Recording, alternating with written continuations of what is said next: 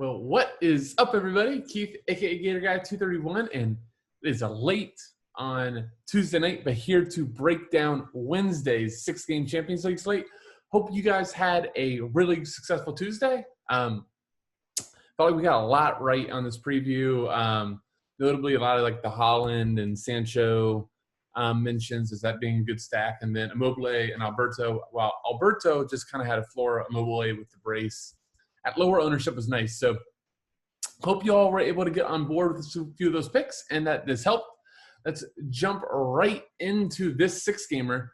And I'll just kind of mention this. Actually, I'll mention two things. One, if you have not done so already, bottom right of the screen, please hit the subscribe button. Tells YouTube that we're doing a good job. Hit the get comments and likes too. All of that really, really helps. So second part, and let's talk about the slate. Wow. Trying to think of the right way to say this.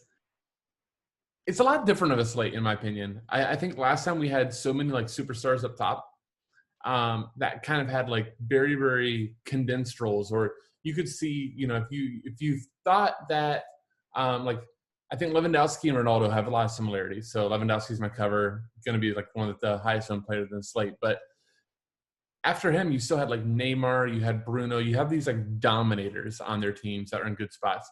You don't really have that here. You know, as we go down here and look at the odds, and maybe that's the best way to kind of do this. You know, our biggest favorite on the slate is Atletico, and João Felix is not Neymar, or is not Bruno Fernandes, or is not Haaland. Like, he may get there, but he is not there yet. Obviously, Bayern Lewandowski is that type of player. But then Liverpool, you know, my team, even though they're a small favorite, they have one of the biggest totals on the slate. You know, it's kind of hard to predict where Liverpool goals are going to come from, especially with Salah likely fit. So, you know, does Mane get a break, or does, you know, Klopp play the 4 attackers? So you have Jota, Firmino, Salah, and Mane. So you got a little bit of – it's tougher to pick those out. And then Ajax, you know, Tadic is really expensive. And the craziest thing, you go, okay, well, Tadic, you know, takes some set pieces in addition to the goal upside. Well, this Labiad, who, you know, I'm not going to lie, I think I remember hearing his name, but have not seen him play.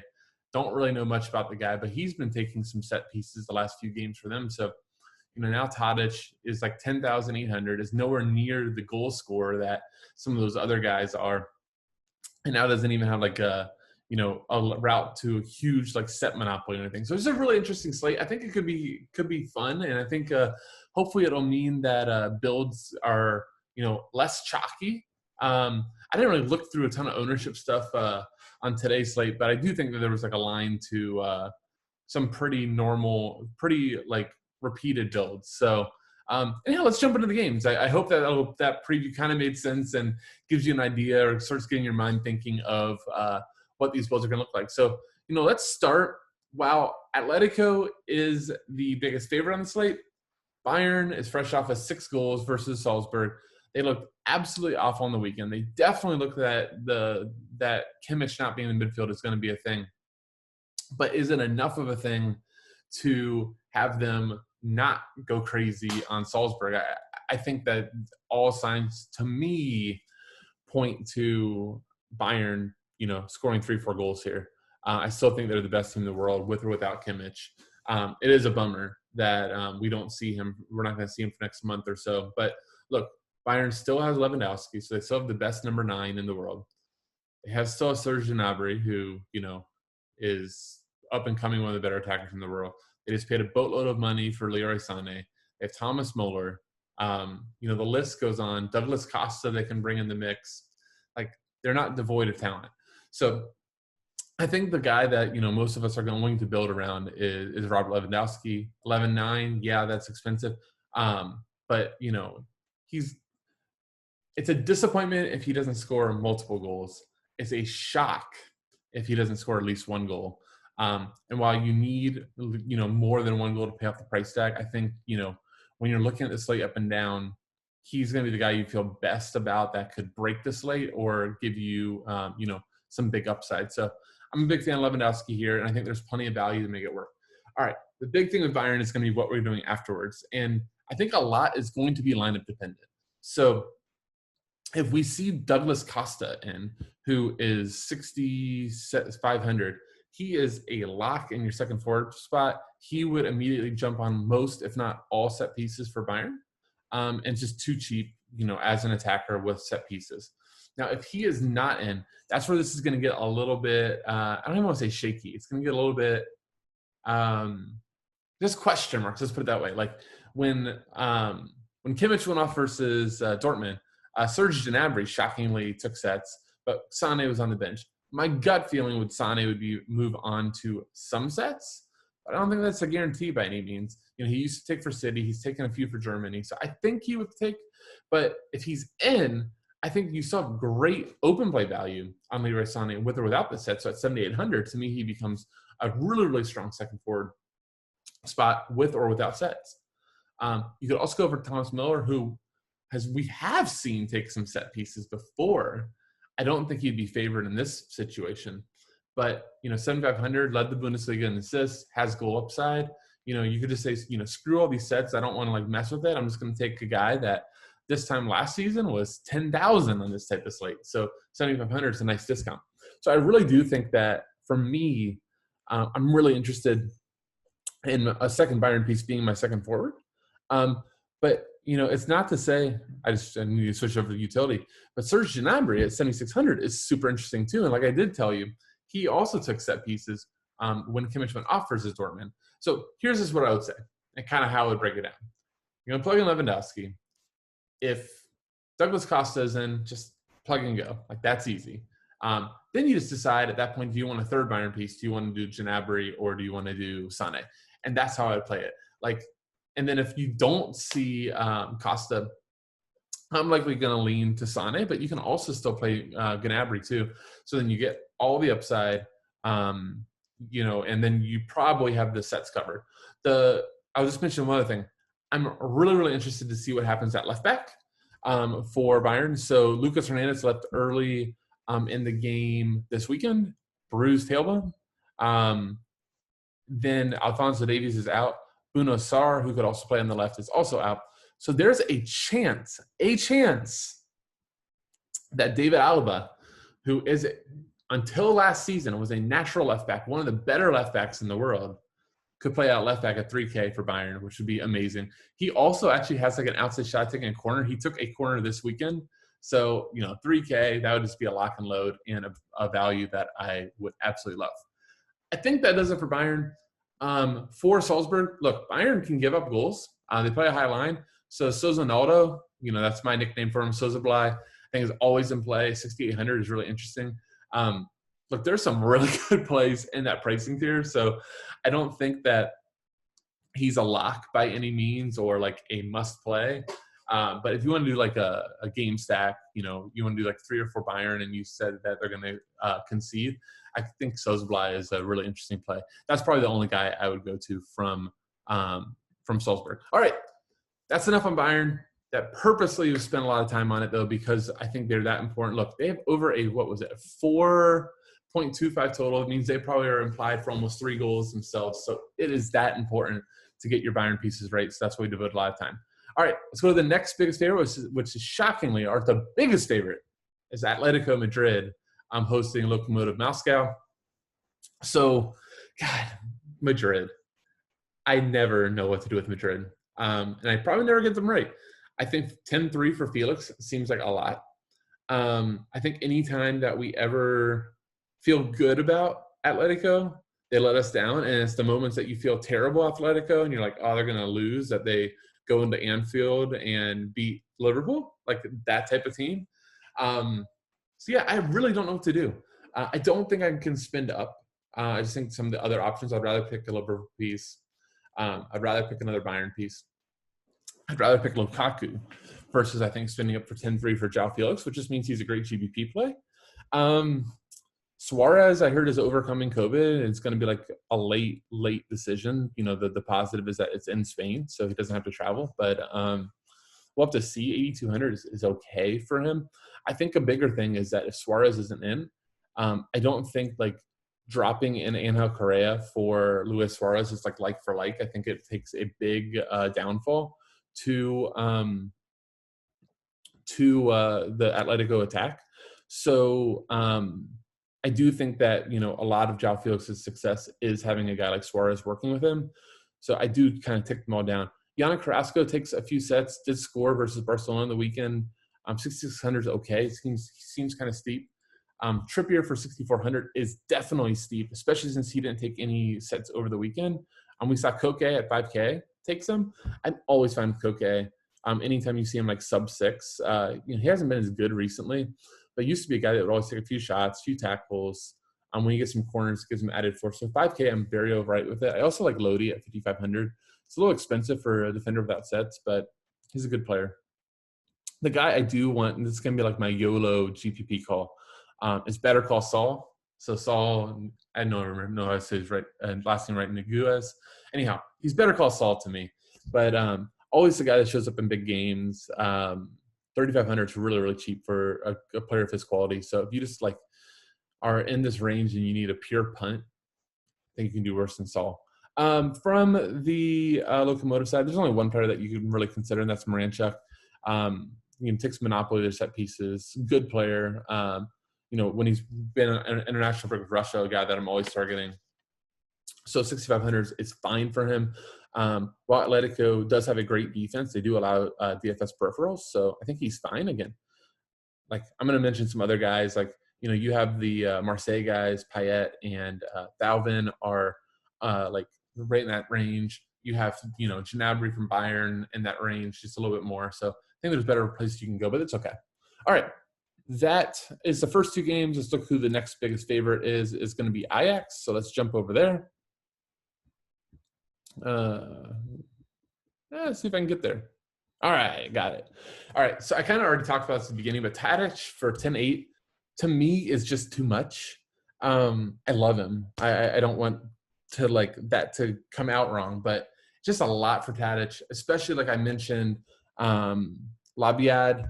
If you see him in with Gravenberch too, they eat into the sets for Tadic, and I don't necessarily think Tadic is on the same level as Lewandowski. I don't even think Tadic is on the same level from a goal scoring perspective as Salah or Mane or Lukaku or Gnabry. I think, in my opinion, he's below all those guys despite the matchup. So yeah, I think 10x is too much. I think he's fine for if you're gonna do Ajax stacks, but from an optimal standpoint, I just think there's better options. Anthony, good player. I did not see him in the prediction. I see him, he's questionable here too, so I'm not sure if he'll play. I saw Traore playing. Traore is the guy that scored 5 goals in that, they won 13-0 versus, I think it was Venlo, who funny enough is not a scrub team. It's actually a half, not a relegation bound team, Everdisi. So it was a crazy game, but obviously he's a good GPP play. I think just Ajax to me is just GPP. I see their name and I just go GPP. Let's see what Nearest 5,700 is okay. But yeah, there's just nobody here. I'm just stoked to play, especially now that their sets are just kind of a mess. I think even Gravenberch, 5,100, and he's mostly defensive. So I really do think that if somebody pops up in more of an attacking role that's cheap, then sure. But other than that, I'm not really going to target them. Also on the same note, I'm not really wanting to target Midland at all. I think there's just so many better spots. Dreyer is a good player, 600. Again, right back in that range, that mid-tier range that just find 1,000 to go to Gnabry. Or, I'm going to mention James Milner here shortly, but he's 5,200. And it's a stunningly good play to me. So find the better options. I just think this seems like this mid 6K tier is just all about tempting us. Oh, he's a good player. That's not a great match, but he's a good player. Maybe I'll play him. I think we're just going to need to avoid that and go with the better spots, and better upside plays. So yeah, I think that's enough on Midland. Next, do we get to go to Liverpool yet? Yeah, we get to go to my guys, Liverpool. All right, I joke and I'm excited about it, but I'm not that pumped about Liverpool, especially coming off that they absolutely thrashed Atalanta the last time these teams played before the international break. Liverpool looked phenomenal versus Leicester without Salah. Salah's actually expected to play. I have no idea anymore. These guys that get COVID, it's the first day out of quarantine, they're ready to go, but they've been training their team. I have no idea anymore on this, how this is all working. I'm just going with whatever they tell me. But I've seen that Salah is likely back in the team. Seems kind of tough to be like a day out of quarantine and then be ready to go play a soccer match, but what do we know? Obviously, he's a great play, as is Mane. Jota, it's crazy that he's priced above those guys. I think that's a little nuts, but, it's based on the UCL logs. And I mentioned this last time. I should mention this again. Sorry that it took me 4 games in, but just be very careful with these game logs. Do a little extra due diligence on yourself, and go back into domestic leagues. These logs at Draftkings and Fanduel both drop. They only put in UCL. They do not put domestic leagues. So like Cuadrado, like if you did not play Cuadrado today in UCL, you effed up big time, because if you just looked domestically, you should have known he's a lock. He was taking most of the set pieces for Juventus. I told you guys that, he was almost close to a must play. Pretty sure RotoWire, Pacheco and Laird, who do an awesome job, they told you he's a must play. Like anybody, if they were like paying attention, should have told you that Cuadrado was a must play. And it wasn't because of the game logs in UCL, it's just because of how he was playing domestically. So, keep that in mind. Like, do yourself a little extra due diligence, look at domestic leagues and understand what's going on. Because, Jota is a great example of, like, yeah, he's been great domestically, but he should never be priced higher than Mane and Salah. Like, that's just, in my opinion, reality of the situation. So, all those guys are fine. I don't think they're necessarily cash plays, because they almost, while they're all so great, it makes figuring out who's going to get the goal that much harder. Salah actually has the best shot floor of all of them. Mane actually has the best, like, crossing and fouls drawn play, and then Jota is just the guy in form. So if you can figure that out, go for it. Typically these situations, I just think that they're more like a stack team versus like one-offs for cash, because just when you go one-off, you normally get it wrong. Now the cash plays for Liverpool are the fullbacks. Andrew Robertson taking half the sets. Looked awesome just the entire season at 6,500. I think he's a very good play. Like, he was a very like Alex Telles like play this past slate. And I think you arguably could make the same argument. That was stupid, argument. But you can make the same argument for why maybe Telles wasn't like a great GPP play today, was because, at 6,600, he doesn't have like a lot of goal equity. He really needs an assist to give you a score to make you sweat in a GPP, but was fine for cash. I'd say the same thing goes here. Like, Robertson should get you in between 10 to 15 DK, but, at 6,500, you could probably spend that money for an attacker that gets you a lot more upside. I've seen predictions that say Nico Williams is going to be in. I would be shocked if Klopp threw Nico Williams into a game versus like a great attacking side like Atalanta. So I think it'll be James Milner again at right back, who was phenomenal this weekend versus Leicester, taking a little bit of set pieces from both sides too, taking more sets than Andy Robertson, doing a lot, looking like TAA, looking like former TAA that we had seen for a while. So I'm really excited to take Milner at 5,300. He potentially is a core play for me starting at right back. GPP play of Roberto Firmino, 6,000, scored over this past weekend. Maybe that starts him out. Lord knows Liverpool needs him to get goals going. All right, on the Atalanta side. So they have been for like a year and a half one of the most exciting offensive teams in all of world football. And in like the last 3 games, they have sucked. Not sure what it is. I'm not sure if they're worn down, if just the lack, really like their squad kind of being depleted of a few of the guys that they, had last season, Ilicic not being the same. All of those things could be a factor, but I think I'm off them here. I don't think that I think like this past weekend, Gomez didn't even have a cross. 7,200, is a price that we used to love for Paco Gomez. But again, 7,600 is Gnabry, 6,500 was Costa, 7,500 is Miller. Like, I know I'm naming Bayern guys, but Bayern's total is just crazy. And Bayern's such a good attacking team, and Salzburg doesn't defend. So why would we not like Bayern? I just much rather have all those guys than Gomez. And, especially when you are kind of targeting Gomez for floor, if his floor is kind of gone, like, I don't see a reason to do it. Ilicic, kind of same reason. I'm just very not wanting to go to Atlanta here. All right.